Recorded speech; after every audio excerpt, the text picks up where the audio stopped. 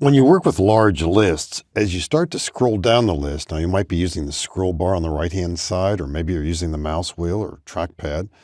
I'm using a mouse wheel here. What happens? Row 1 disappears. And that's where the titles are. Now, maybe I don't know this data too well. You can figure out what some of the titles would be, but why not keep that row in place all the time?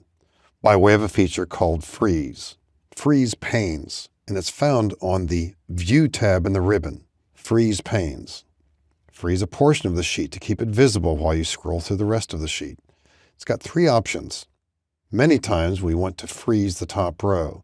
Now when you apply this feature, just make sure it's visible. The active cell doesn't have to be there. Freeze top row.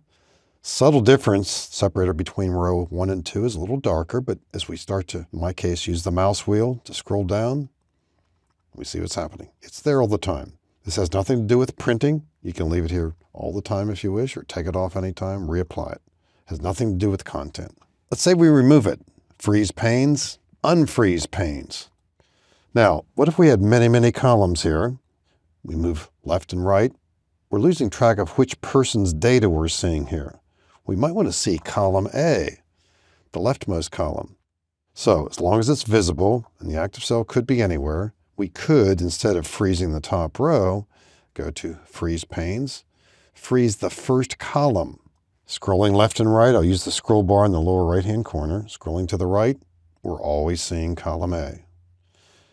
And you might be imagining, could we see both? Could we always see row 1 and see column A? Yes, we can. For the moment, we've got column A frozen. Let's go back to Freeze Panes and unfreeze them. Now, as we go back to the button before making a selection here, the first option, Freeze Panes, says keep rows and columns visible while the rest of the worksheet scrolls based on current selection. That doesn't quite tell you what to do, but here's how it works.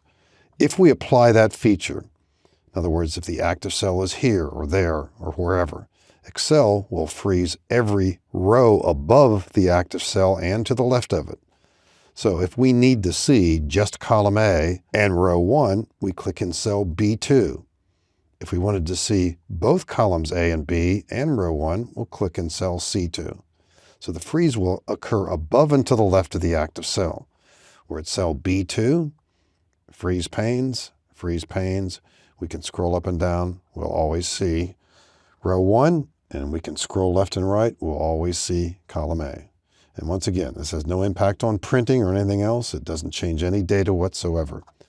All these commands too, by the way, fall into the category of commands that you cannot get to by way of the undo redo capability.